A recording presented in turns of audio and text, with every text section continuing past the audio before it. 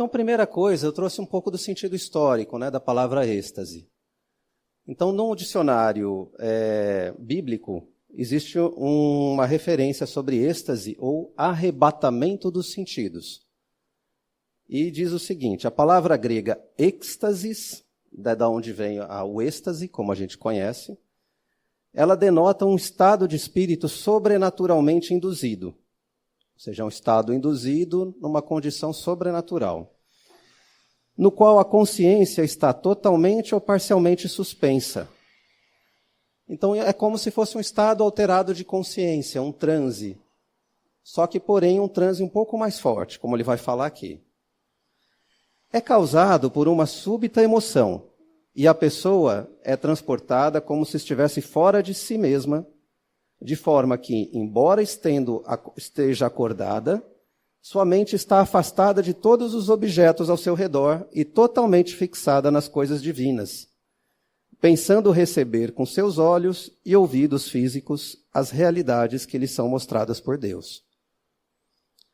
Então a gente pode entender, né, o êxtase como um estado de transe, um estado em que a pessoa está acordada, o corpo dela está ali, desperto, mas é como se ela tivesse um arrebatamento dos sentidos, é como se ela entrasse num estado alterado de consciência, e nesse estado alterado de consciência, ela se encontra, o espírito dela está fora do corpo, ela está tendo visões, ela está tendo contato com uma realidade extremamente diferente daquela que está na frente dela. Então, só a pessoa que está em êxtase, ela consegue ver coisas que estão acontecendo que os demais não vão conseguir ver. E quando ela relata esses fenômenos que ela está vendo, normalmente ela relata com uma extrema emoção, com uma felicidade, com um júbilo, com uma alegria extrema para aquele momento. Então nós vamos ver referências ao êxtase em todas as religiões antigas. Então, Herculano Pires vai dizer que desde os pajés antigos já existia esse fenômeno do êxtase. Passando por algumas religiões, nós vamos ver aqui na primeira religião que eu trouxe, o budismo. Diz-nos a história do budismo que o Siddhartha Gautama, ele parou para refletir, para meditar sobre a realidade, e ele passou um longo trecho dessa meditação embaixo de uma árvore, de uma figueira, que é conhecida como Bodhi. E embaixo dessa figueira, ele então conseguiu alcançar a iluminação espiritual, ou o que os budistas depois vão chamar de nirvana, né, que seria mais ou menos um estado de êxtase, como a gente descreveu há pouco. Nesse estado, os budistas vão dizer que ele conseguiu, então, controlar totalmente as paixões. Ao invés de ser governado pelas paixões, como a maioria de nós são, de acordo com essa crença, ele passou a ter um controle tal que ele não deixa mais as paixões o governarem. E ele assume, então, a consciência sobre a sua realidade, sobre a sua vida. E atinge, assim, a sua iluminação espiritual.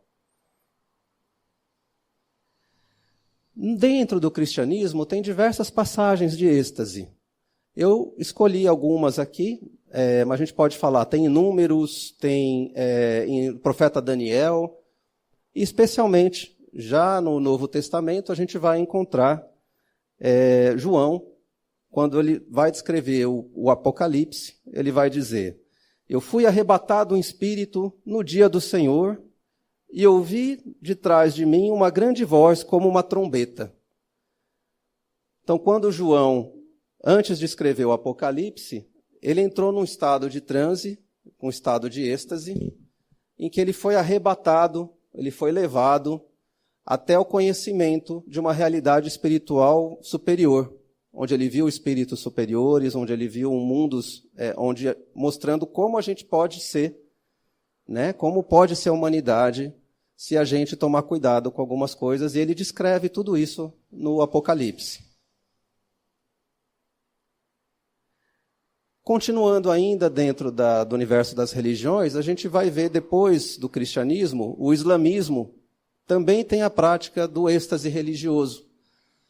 No islamismo, alguns grupos muçulmanos, eles trabalham eles têm essa presença dos derviches rodopiantes, que são figuras, né, são religiosos, que eles se vestem a caráter e eles entram num rodopio, eles começam a girar como um peão. E nesse processo, eles começam a entrar em transe e começam a ver, então, coisas que são distantes do mundo daqui, da Terra. Então, eles tentam buscar sua iluminação através desse tipo de prática religiosa. E assim a gente poderia esticar para todas as religiões que a gente conhece. Existe no fenômeno do êxtase, a criatura ela sai do seu corpo, ela se desprende, ela é arrebatada, são os sinônimos que a gente vai ver. E quando ela entra em contato com um mundo superior, ela fica maravilhada diante de tanta coisa que existe. E muitas vezes, nesse estado de êxtase, ela vai receber revelações e, na volta, ela vai contar isso para os demais seguidores daquela religião, sob a forma de uma revelação. Eu estive com uma entidade superior, eu estive com Deus, eu estive com o universo e recebi essa mensagem, estou passando para vocês. É mais ou menos essa ideia que eles vão relatar. Quando a gente avança, já saindo um pouco do campo da religião e entrando um pouco no campo da ciência, a gente vai ver que na virada dos anos 1700 para 1800, começou a existir grupos de estudiosos em volta de uma figura muito importante para o magnetismo e para o hipnotismo, chamado Mesmer. E o Mesmer, ele estudava o magnetismo. Ele era um aplicador de passes, ele tinha uma capacidade magnética muito importante, ele conseguia doar fluidos muito facilmente. E ele conseguia, através desse processo de doação de fluidos, que ele chamava de magnetismo animal, ele conseguia induzir as pessoas ao transe sonambúlico ou ao sonambulismo. Então, uma pessoa que recebia os passes, naquele momento é como se o seu corpo estivesse ali fisicamente, mas o seu espírito não. Ela conseguia sair, se desprender do espírito, o espírito se desprender do corpo.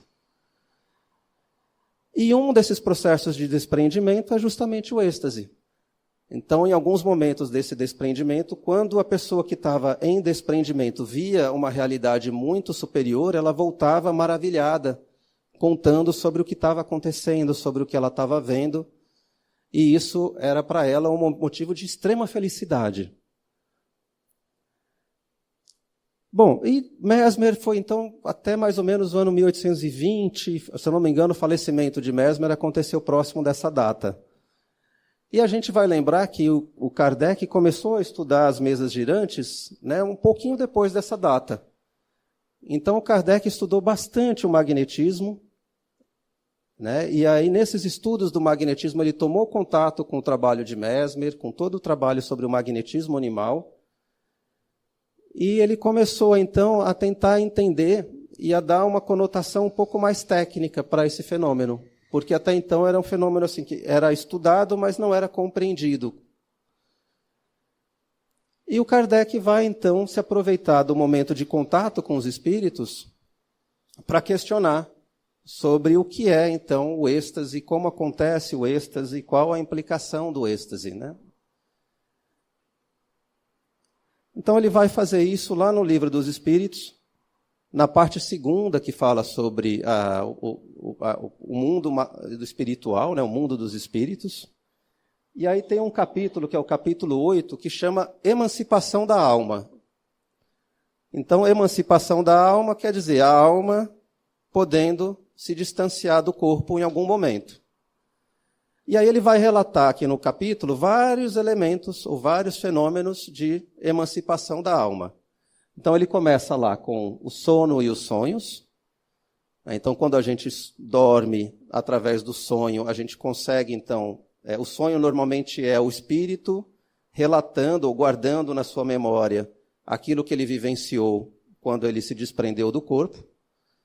E aí, na hora que ele volta ao corpo, se mistura aquilo que ele vivenciou com aquilo que o pensamento, o cérebro estava imaginando. Então, os sonhos são uma mistura dessas duas realidades, a realidade do espírito e a realidade do corpo. E ele vai contar também sobre vários outros processos de emancipação da alma. E imediatamente antes do êxtase está o sonambulismo. Então, o sonambulismo é justamente esse processo como se fosse um sono, só que ele acontece com o espírito, com o corpo acordado.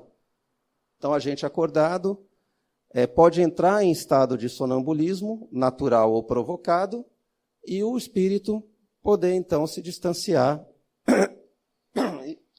e viver as suas experiências no plano espiritual. Diferente do sonho, quando acontece um processo em que o corpo está acordado, geralmente você tem um processo mais limpo. O espírito, quando ele se desdobra e ele volta, ele tem mais consciência do que aconteceu. E essa consciência é um grau ainda mais alto quando acontece o processo do êxtase. E é o que a gente vai ver um pouquinho aqui na frente. Então, a gente falou sobre sono e sonho, sonambulismo e êxtase, um tipo especial de sonambulismo. Então, a primeira pergunta sobre esse que Kardec faz aos espíritos é justamente isso. Qual é a diferença entre o êxtase e o sonambulismo? E os espíritos vão responder. O êxtase é um tipo de sonambulismo mais apurado. A alma do estático, daquele que está em êxtase, é ainda mais independente do que a do sonambúlico. Aqui é interessante, a gente vai ver um jogo, às vezes tem uma confusão de palavras, né? Então a gente pode chamar de transe, a gente pode chamar de transe sonambúlico, a gente pode chamar de sonambulismo, sonambulismo magnético. Então, são palavras que elas estão muito relacionadas. É sempre o processo de que o corpo ele está num estado quase vegetativo, quase dormente, mas não está dormindo fisicamente. E o espírito tem, então, uma liberdade maior para poder se emancipar do corpo. E no caso do êxtase, isso acontece num grau ainda maior, num grau ainda mais elevado.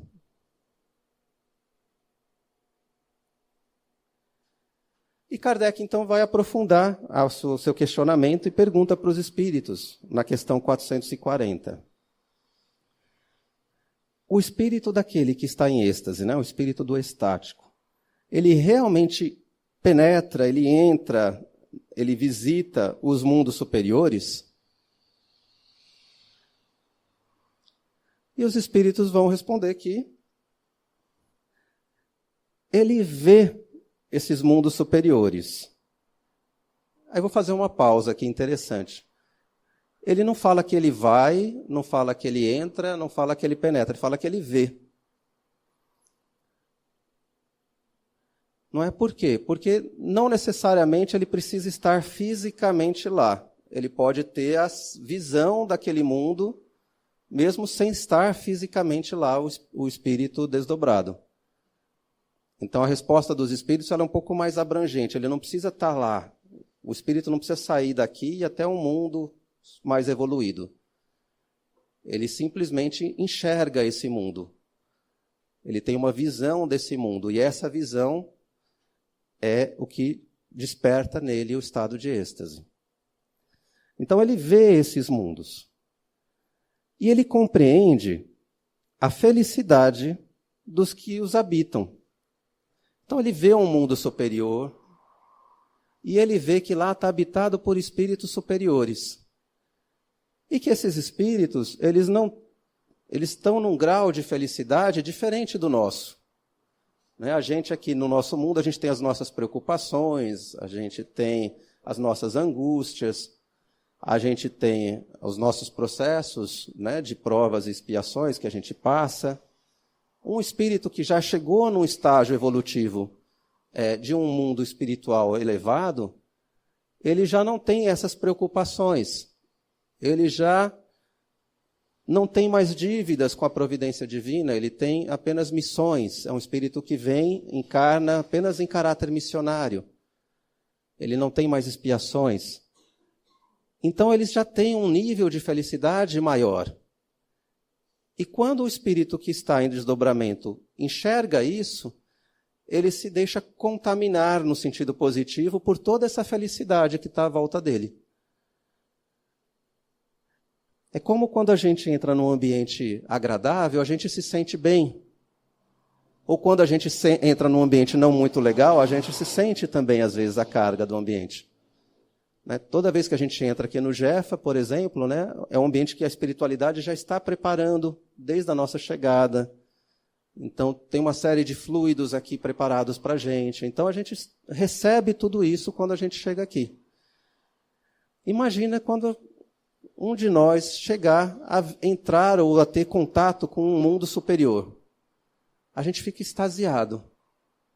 A gente fica com um estado de emoção que transborda.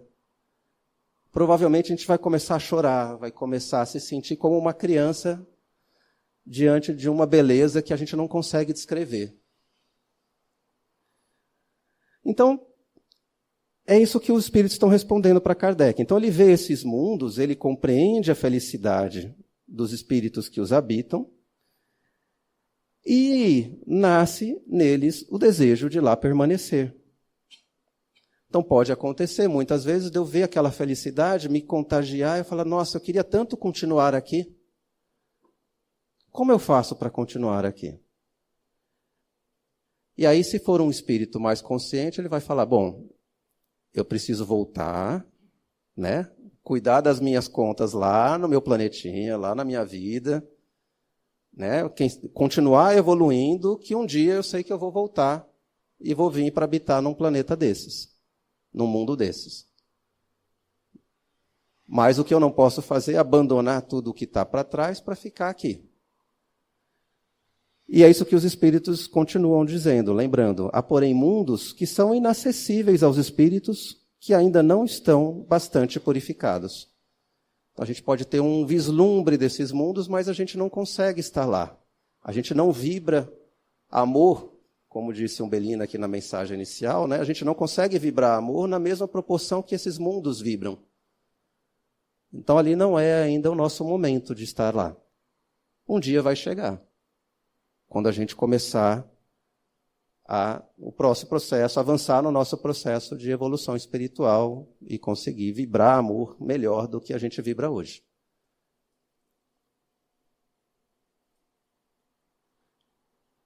A esse respeito, o Leon Denis vai fazer um comentário bem interessante no livro No Invisível.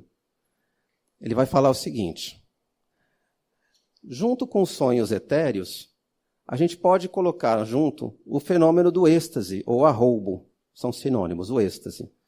O êxtase é um dos mais belos apanágios da alma afetuosa e crente, que na excitação da sua fé reúne todas as suas energias, se desembaraça dos empecilhos carnais e se transporta às regiões em que o belo se ostenta em suas infinitas manifestações.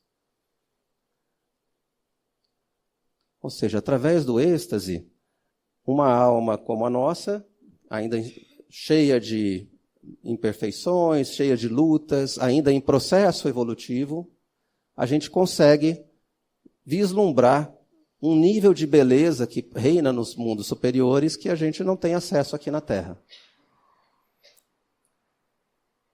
E ele vai continuar. No êxtase, o corpo se torna insensível.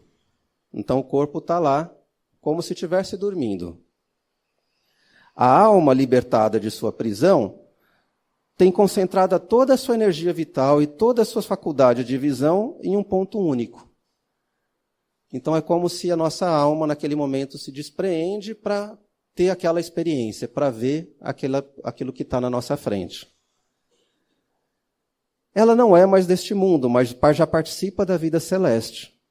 A felicidade daqueles que estão em êxtase, dos estáticos, o júbilo que experimentam, contemplando as magnificências do além, seriam só por si suficientes para nos demonstrar a extensão dos gozos que nos reservam as esferas espirituais, se nossas grosseiras concepções não nos impedissem, muitíssimas vezes, de os compreender e os pressentir.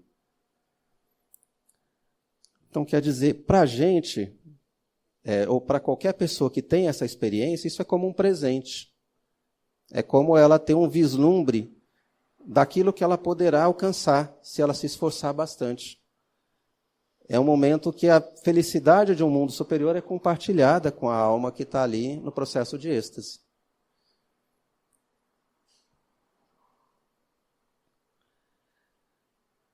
Já o Ernesto Bozano, também num outro livro aqui, que chama Fenômenos de Bilocação, ele vai descrever o que acontece durante o êxtase, e é bem interessante. Ele conta o seguinte, ele está narrando uma pessoa que eles estavam em contato, que viveu o êxtase e depois conta como era a experiência do êxtase.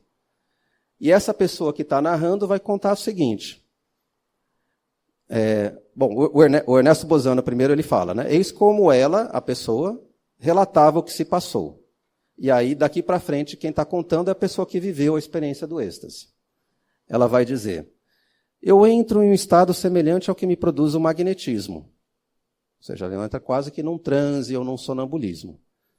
Depois, pouco a pouco, o meu corpo se dilata.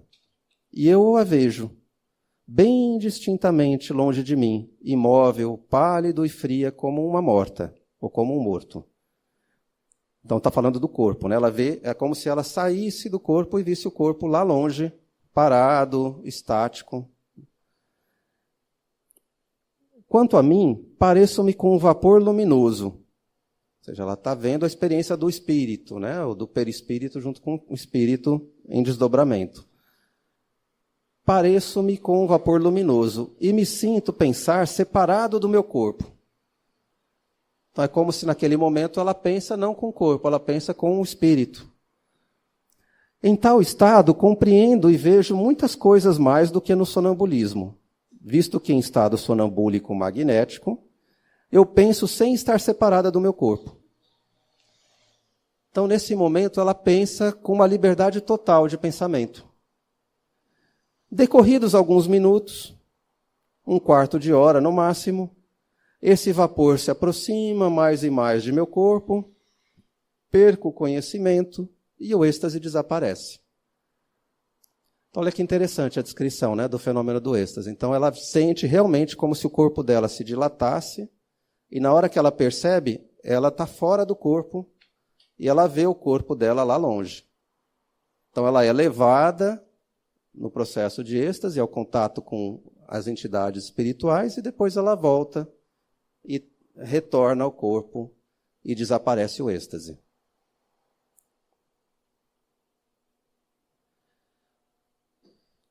Bom, então isso é o êxtase, né? Então qual é uma preocupação que Kardec conta? E ele vai fazer essa preocupação, então, agora nas próximas duas perguntas que ele vai fazer para os espíritos.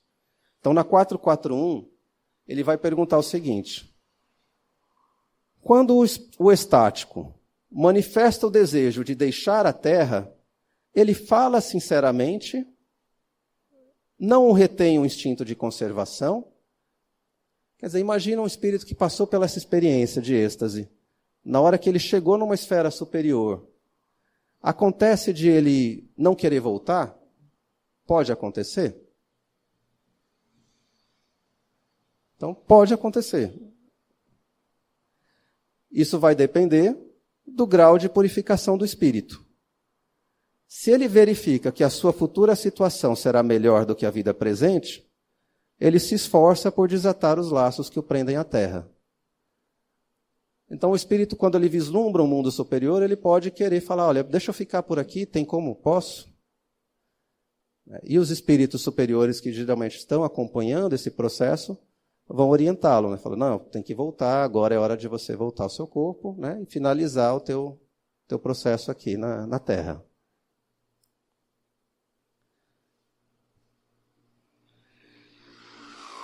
E Kardec, que era um ótimo perguntador, ele vai insistir mais um pouquinho.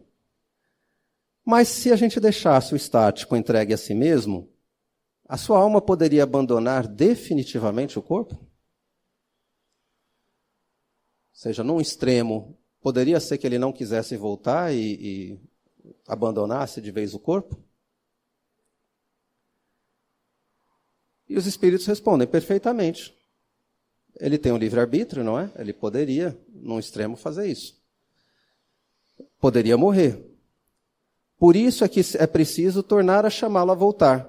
apelando para tudo que o prende nesse mundo, fazendo-lhe, sobretudo, compreender que a maneira mais certa de não ficar lá, aonde vê que seria feliz, consistiria em partir a cadeia que o tem preso ao plano terreno. Quer dizer, não voltar para ele seria quase um suicídio. E aí, ao invés de ele estar chegando mais perto daquele mundo que ele vislumbrou, ele está ficando mais longe daquele mundo que ele vislumbrou.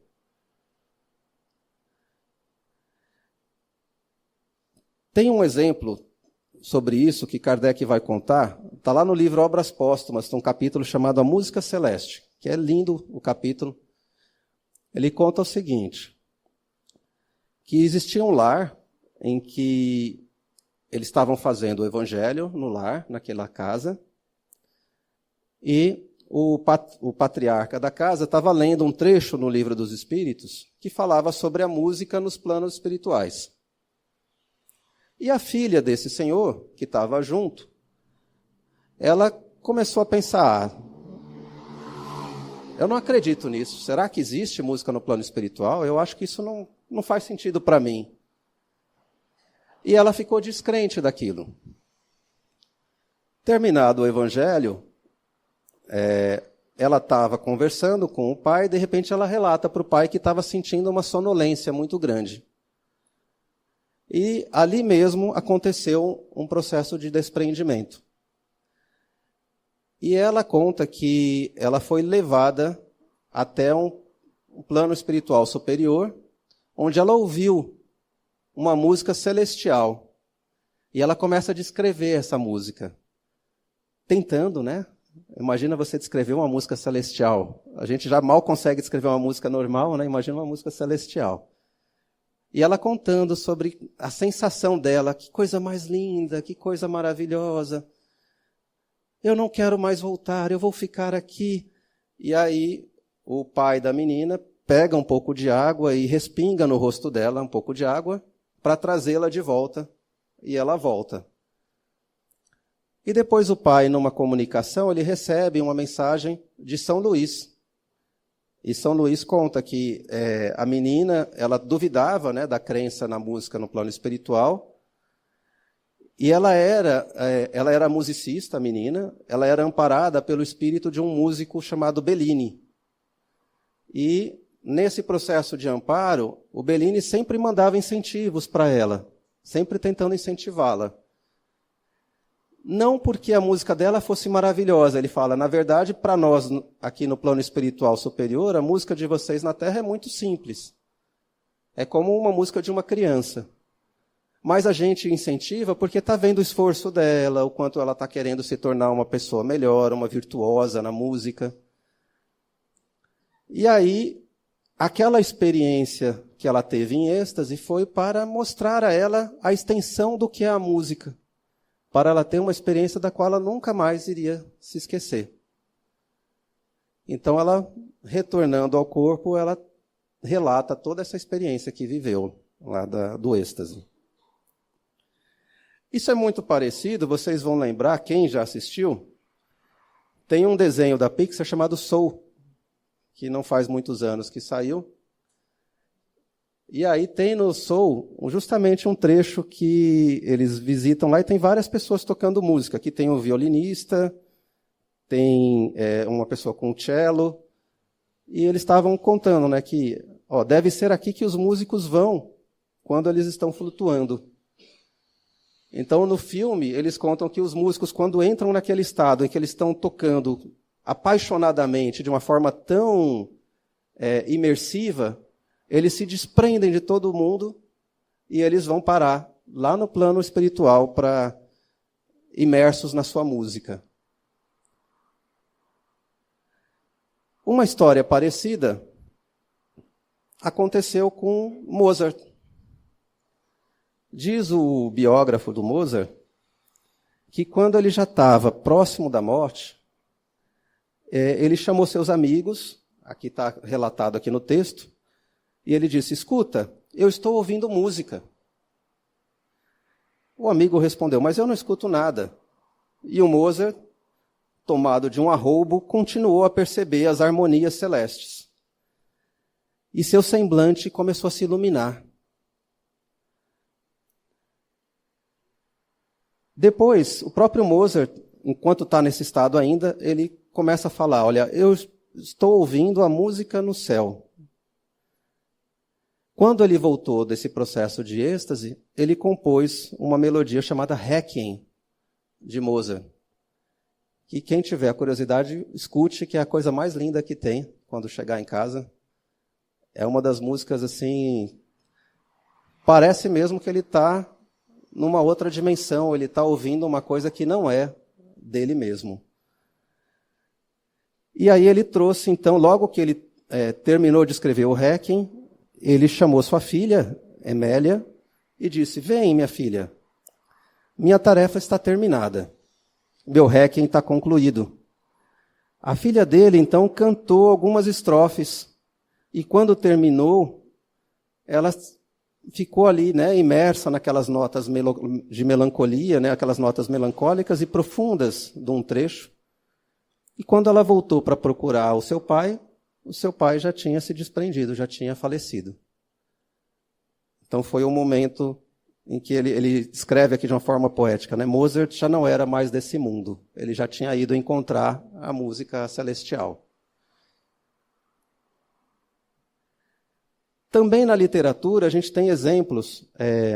Esse poeta inglês chamado Percy Shelley, que por curiosidade ele casou com a Mary Shelley, que é a escritora do Frankenstein. A gente conhece ela pela obra do Frankenstein.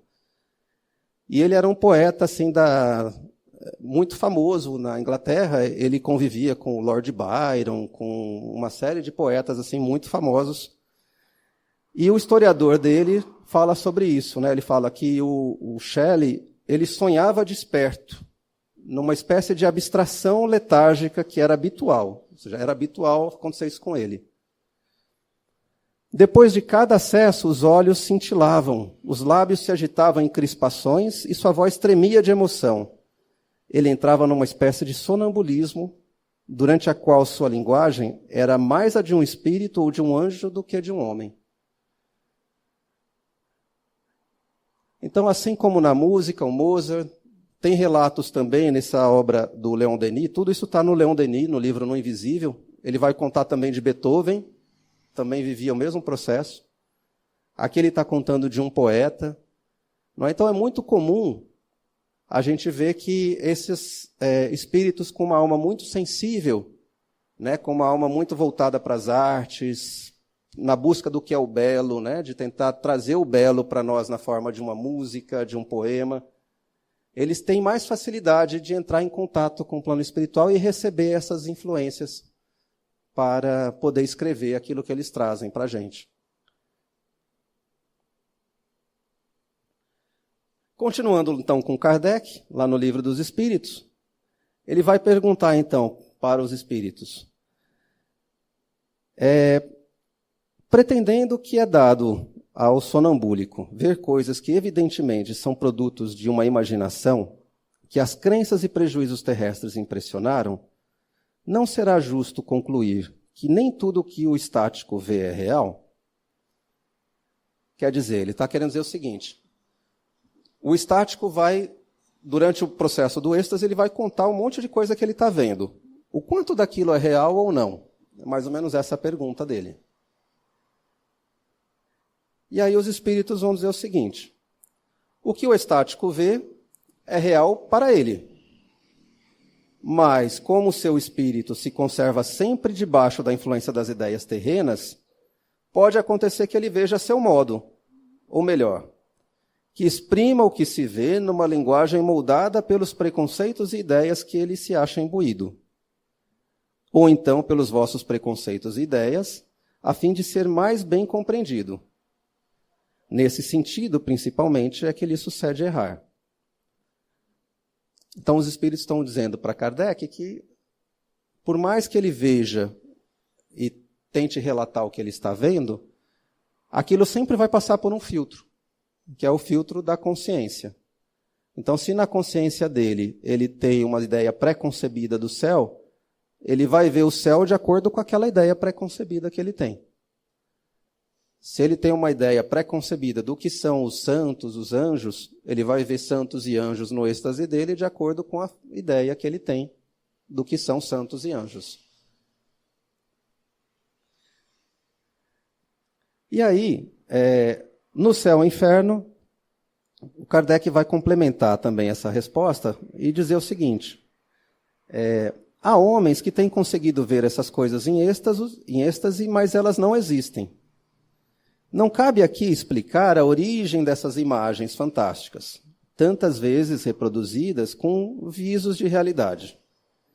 Diremos apenas ser preciso considerar, em princípio, que o êxtase é a mais incerta de todas as revelações, porque o estado de sobreexcitação nem sempre importa um desprendimento da alma tão completo que se imponha à crença absoluta, denotando muitas vezes o reflexo de preocupações da véspera. Quer dizer, aquela pessoa que entrou no êxtase, ela vai relatar o que está acontecendo, mas aquilo a gente tem que sempre relativizar, porque nem sempre o que ela está contando é exatamente o que aconteceu. Ela pode estar impressionada pelos seus próprios sentidos e pensamentos. Os estáticos de todos os cultos sempre viram coisas em relação com a fé que também se presumem penetrados. Um pagão fanático teria visto o Tártaro e as Fúrias, ou Júpiter no Olimpo, empunhando o raio. Então, dependendo da minha crença, eu vou ver de acordo com aquilo que eu acredito, muitas vezes.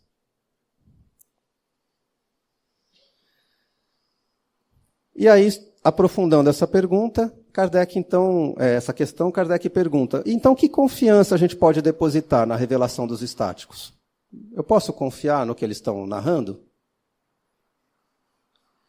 E os espíritos respondem: olha, o estático está sujeito a se enganar muito frequentemente, especialmente quando ele tenta penetrar no que deva continuar a ser um mistério para o homem, porque então ele se deixa levar pela corrente das suas próprias ideias ou se torna joguete de espíritos mistificadores, que se aproveitam da sua exaltação para fasciná-lo. Então, aquele que está no processo de êxtase, ele está narrando coisas que não necessariamente aconteceram, especialmente se ele tenta narrar mistérios. Olha, eu fui até o 7º céu e apenas para mim foi revelado que o único clube que vai continuar campeão de Recife é o Sport. Aí alguém vai falar: olha, né, por mais que tenha muitos esportistas aqui na plateia, vão dizer: olha, eu acho que não é por aí, né? Então, a gente sabe que não dá para a gente acreditar em tudo que um estático vai contar. E aí, para finalizar, então ele vai perguntar para os espíritos: que deduções se podem tirar do sonambulismo e do êxtase? Eles serão, então, uma espécie de iniciação na vida futura? Então, vou pegar de cima. Saiu de baixo também, vamos pegar de cima primeiro, né? Que deduções se pode tirar do sonambulismo e do êxtase? E os espíritos vão responder: diante desses fenômenos, o homem entrevê a vida passada e a vida futura.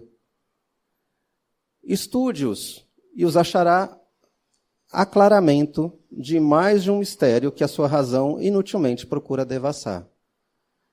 Quer dizer, o êxtase para nós, né, assim como todos os fenômenos de desdobramento da alma, é uma revelação de como a vida é um contínuo, que não é só o plano encarnado que nós estamos, mas ela continua no plano espiritual e se sucede por uma multidão de mundos. Que a gente sabe que a gente vive na Terra, é um planeta de expiações e provas, mas que existem mundos muito mais felizes do que o nosso. E quando a gente tem contato com eles, a gente tem a experiência do êxtase. E volta para contar aqui, né, para todos que estão à nossa volta. Então, poderiam esses fenômenos se adequar às ideias materialistas? A última questão. E os espíritos respondem: olha, aquele que estudar de boa fé e sem prevenções não pode ser materialista nem ateu. Então, se a gente estuda esses fenômenos de desdobramento da alma, eles são a negação do materialismo e são a negação do ateísmo. Porque eles mostram que existe a vida no plano espiritual e, acima de tudo, existe uma inteligência superior que nos governa, que está por trás de tudo isso, né, que é Deus. Então, são mais uma forma de reforçar a importância desses fenômenos para a gente. E, para finalizar, eu achei interessante, eu fui fazer uma pesquisa sobre o êxtase nas obras de Emmanuel. Então, eu procurei os 5 romances históricos de Emmanuel, que são maravilhas aí para a nossa leitura, né? Então, tem lá 2000 anos, 50 anos depois, Paulo Estevão, Ave Cristo e Renúncia. E interessante que em todos eles existe um relato de um fenômeno de êxtase. Pelo menos um. Normalmente, quando ele vai falar sobre o êxtase, quando acontece o fenômeno do êxtase, existe um processo em que a pessoa que passa pela experiência do êxtase, ela está passando por um momento na sua vida, na sua encarnação, em que ela vai precisar dar um testemunho de força espiritual muito grande. E a experiência do êxtase vem para fortalecer ela naquele testemunho. Vem para dizer para ela, olha, nós estamos aqui com você. Nós somos espíritos superiores, estamos olhando por você. Nós vamos estar sempre do seu lado. Não perca a sua fé. A gente vai, por uma questão do tempo, a gente vai só citar 2 exemplos bem rápidos. Nós vamos ter, por exemplo, em Paulo Estevão, a história de Estevão, não é, que começa lá como Gesiel e Abigail, sua irmã. E Gesiel tem seu pai, comete uma imprudência, não é? Ele é vendido como escravo, vai para as galés, onde ninguém retornava praticamente. Ele consegue sair das galés, encontra os cristãos e se converte ao cristianismo e adota o nome de Estevão. Não estou dando spoiler, tá? Só para avisar. Leiam o livro que tem muito mais coisa. E aí, como Estevão, Saulo de Tarso vê em Estevão um pregador arraigado, né? Defendendo Cristo de uma forma incrível. E ele passa a ter ódio de Estevão. E ele consegue bolar um plano para prender Estevão, finalmente, e apedrejar Estevão. E ele estava noivo de Abigail, sem saber que Estevão era irmão de Abigail. E no momento final da passagem de Estevão, na sua encarnação, Estevão é amarrado e apedrejado. E Abigail aparece, naquele momento, do nada, convidada para ver o triunfo de Saulo diante dos seus compatriotas da sinagoga, do templo. E quando ela vê o irmão dela ali sendo apedrejado, ela começa a chorar, vai para os pés de Estevão. E naquele momento, Emmanuel conta no livro que acontece um fenômeno de êxtase com Estevão, em que ele é transportado, ele encontra Jesus, e Jesus acaricia sua cabeça enquanto as pedras estavam vindo, de tal forma que ele não sente nenhuma das pedradas que ele está sofrendo ali naquele momento. E ele volta do êxtase exatamente no momento em que ele vê Abigail aos pés de Paulo, pedindo, implorando para que liberte Estevão. E ele volta e pede, então, que Abigail receba Paulo como esposo e que Paulo cuide bem de Abigail. Então, num extremo amor que ele tinha naquele momento, de deixar para trás toda a perseguição que ele sofria, em pró de unir aquelas 2 almas que precisavam experienciar juntas. E, por fim, lembramos de Paulo, que ele vai contar depois na sua carta aos Coríntios, que foi arrebatado até o 7º céu. E nessa experiência foi o momento em que ele tinha acabado de se converter ao cristianismo, foi encontrar o seu pai, e o seu pai então fala, olha, você não é mais meu filho, eu não tenho mais nada contigo. E ele sai então da casa do pai e vai passando pelaquela região montanhosa, e em um momento em que ele parou para se acomodar, ele faz uma oração muito forte. E naquele momento ele sente como uma sonolência. E ele descreve nessa sonolência que ele é transportado para uma campina com flores, com uma claridade incrível. E ali naquela campina ele encontra Gesiel e Abigail, Estevão e Abigail juntos. E tem um diálogo memorável com Abigail, onde ela fala: Paulo, lembre-se, ama para ser igual a Jesus, para tentar buscar os caminhos de Jesus. Trabalha para tentar seguir firme nos seus passos diante do que vem pela frente.